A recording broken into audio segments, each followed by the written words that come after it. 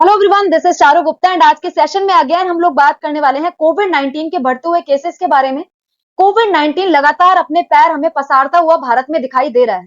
इससे पहले जो हमने क्लास डिस्कस की थी उसमें हमने देखा था कि कोविड 19 साउथ एशिया और साउथ ईस्ट एशिया की कंट्रीज में बढ़ता हुआ हमें दिख रहा था।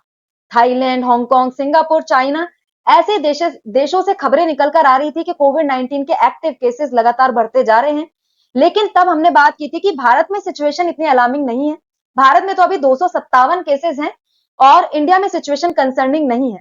लेकिन आज यदि आप बात करें तो इंडिया में ये आंकड़ा 1000 को पार कर चुका है। इंडिया में इस वक्त 1047 केसेस एक्टिव आपको कोरोना के देखने को मिल जाएंगे। लास्ट सेशन में हम लोगों ने जब बात की थी तो उस वक्त केवल 257 केसेस थे। वह 257 से अब 1000 का आंकड़ा पार हो चुका है, मतलब कि तेजी से बहुत केसेस हमें बढ़ते हुए दिखाई दे रहे हैं। इंडिया में यदि स्पेसिफिक स्टेट्स की बात की जाए तो केरला को आप देख सकते हैं, सबसे ज्यादा केसेस आपको यहां देखने को मिल जाएंगे। इसके बाद यदि बात करें तो महाराष्ट्र है, गुजरात है, हरियाणा है, दिल्ली है, तमिलनाडु है। इसके अलावा और भी बहुत सारी स्टेट जिसमें थोड़े बहुत केसेस आपको देखने को मिल रहे हैं। पूरे भारत में कुछ ही स्टेट्स हैं देखो जो खाली रह गए हैं, बाकी सब जगह आपको कोई ना कोई केस आपको देखने को मिल जाएगा।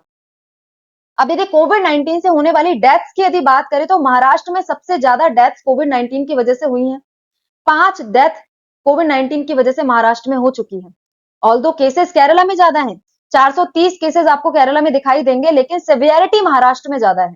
महाराष्ट्र में डेथ ज्यादा हुई है कोविड की वजह से और पिछले 24 घंटे में 3 मौतें कोरोना की वजह से हो चुकी है। अब कोविड 19 की यदि बात करें तो स्ट्रेन कौन सा है? JN1 स्ट्रेन है जिसकी वजह से आज हमें वायरस फैलता हुआ इतना दिखाई दे रहा है। JN1 के भी 2 सब स्ट्रेन हैं, आगे हम उनकी बात करेंगे। पहले JN1 की बात कर लेते हैं। JN1 जो है वो ओमनिक्रोन का सब स्ट्रेन है, ओमनिक्रोन का सब वेरिएंट है।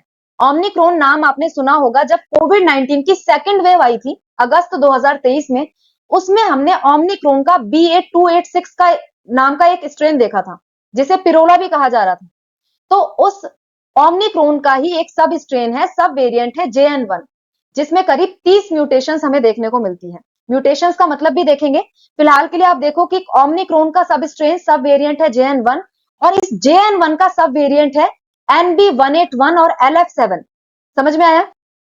बात की जाए यदि म्यूटेशंस की, तो ये जो प्रोटीन स्पाइक्स हैं, इनके अंदर यदि कोई चेंजेस आ जाते हैं तो उसे ही हम क्या कहते हैं? म्यूटेशंस कहते हैं। आपको ये वायरस दिखाई दे रहा है, इसके ऊपर ये जो स्पाइक्स है ना, इन्हें हम क्या कहते हैं? प्रोटीन स्पाइक्स कहते हैं। और ये प्रोटीन स्पाइक्स जब कोरोना वायरस किसी बॉडी के अंदर एंटर करता है और एंटर करने के बाद खुद को मल्टीप्लाई करता है, तो मल्टीप्लीकेशन में जब ये अपने आपके नंबर्स को बढ़ा रहा होता है तो ये स्पाइक्स जो होते हैं ना, इनमें कुछ कुछ चेंजेस आ जाते हैं। इन चेंजेस को ही हम क्या कहते हैं? म्यूटेशंस कहते हैं। अब ये म्यूटेशंस खतरनाक क्यों है? क्योंकि जब हम कोई वैक्सीन बनाते हैं तो कोविड 19 के वायरस को, इस वायरस को देख के हमने वैक्सीन बनाई, इसके स्पाइक्स को देखा। लेकिन इस कोविड 19 के वायरस ने अपने आप को चेंज कर लिया, बदल लिया, स्पाइक्स में कुछ कुछ चेंजेस आ गए। अब जो वैक्सीन हमने बनाई थी वो नए वाले वायरस पे काम नहीं करेगी। इस वजह से ही म्यूटेशंस क्या होते हैं? खतरनाक होते हैं। जो भी वायरस खुद को म्यूटेट कर सकता है उनको हम क्या बोलते हैं?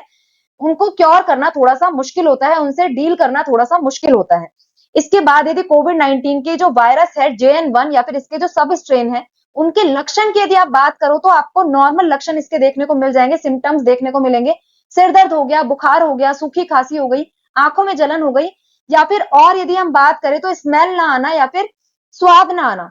ये सारी चीजें हमने लास्ट वेव में भी देखी थी कि इस तरीके के लक्षण ही कोविड 19 के देखने को मिलते हैं। तो इस तरीके के यदि लक्षण आपको दिखाई दे रहे हैं तो उसको बिल्कुल भी इग्नोर नहीं करना है। तो इस टाइम पे हो सकता है वो कोविड 19 के वायरस के लक्षण हो। अब इसके बाद यदि बात करें तो कोविड 19 के इस वायरस पे, इस स्ट्रेन पे कौन सी वैक्सीन काम करेगी? तो कोविड 19 की पहले भी हम लोग वैक्सीन लगवा चुके हैं। कुछ लोगों ने कोवैक्सीन लगवाई थी, कुछ लोगों ने कोविशील्ड लगवाई थी। लेकिन क्या वो वाली वैक्सीन इस वक्त हमें सुरक्षा दे सकती है क्या? मुश्किल है। इस वक्त पे जो हमने वैक्सीन लगवाई हुई है वो हमें सुरक्षा नहीं दे पाएगी, क्योंकि हमने देखा कि कोविड 19 अपने आप को म्यूटेट कर चुका है। ऑल्दो जिन लोगों ने बूस्टर वैक्सीन लगवाई है उन लोगों को थोड़ा बहुत प्रोटेक्शन मिल सकता है, क्योंकि ये बूस्टर वैक्सीन JN1 से लड़ने में मदद कर रही है। लेकिन आपको याद होगा कि इंडिया में वैक्सीन लगने के बाद जो बूस्टर वैक्सीन का डोज था ना, बहुत कम लोगों ने लगवाया था। तो इसलिए इंडियन पॉपुलेशन इसके प्रति वल्नरेबल हमें दिखाई देती है।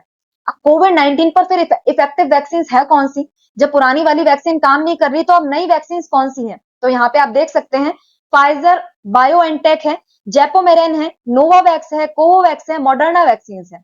इसमें जो mRNA वाली वैक्सीन आप देख रहे हो ना, ये कोविड 19 के इस स्ट्रेन के लिए सबसे ज्यादा कारगर है। लेकिन दिक्कत वाली बात यह है कि ये वाली वैक्सीन अभी इंडिया में इतनी इजीली अवेलेबल नहीं है, इसलिए प्रिकॉशंस रखने की हमें जरूरत है। अब ये बात की जाए वायरस फैलता कैसे है, वही जो जिस तरीके से हमें नॉर्मल कोल्ड फैलता हुआ दिखाई देता है, उसी तरीके से वायरस फैलता है। हवा में छोटे छोटे लिक्विड्स होते हैं, सॉलिड पार्टिकल्स होते हैं, इन पार्टिकल्स के जरिए वायरस एक जगह से दूसरी जगह पर ट्रांसफर होता है। ड्रॉपलेट्स हो गई, खांसते समय, छींकते समय यदि किसी व्यक्ति को कोविड है और वो खांस रहा है तो वायरस क्या हो जाएगा, सामने वाले पर्सन में ट्रांसमिट हो जाएगा। इसके अलावा सतह से, मान लो सतह पर किसी सरफेस पर कोविड 19 का वायरस है, उस पे आपने हाथ लगाया और हाथ को अपने क्या कर दिया, दूसरी जगह पे लगा लिया, फेस पे लगा लिया, नोज पे लगा लिया, तो इस तरीके से भी ये वायरस फैलता हुआ हमें दिखाई देता है। अब करना क्या है, करना वही है, प्रिकॉशंस जो आपने पहले लिए थे वही सारे प्रिकॉशंस अब लेने हैं। अपने हाथों को बार बार धोते रहना है, यदि खांसी है, जुकाम है तो टिश्यू का यूज करना है। इसके अलावा अपने हाथों को बार बार फेस पे नहीं लगाना, फेस पे, नोज पे इस तरीके से टच नहीं करना, क्योंकि वायरस तुरंत फैलने की खतरा हो सकता है। तो हाथों को बार बार धोएं, और इसके साथ ही लास्ट बार हमने जो चीजें की थी, सोशल डिस्टेंसिंग को मेंटेन करना प्लस मास्क का यूज करना, ये दोनों चीजें जरूर करनी है, तभी कोविड 19 से बचा जा सकता है। तो as a citizen, as a जागरूक citizen, as a aware citizen, आप लोगों को ये सारे प्रिकॉशंस पहले से फॉलो करने हैं।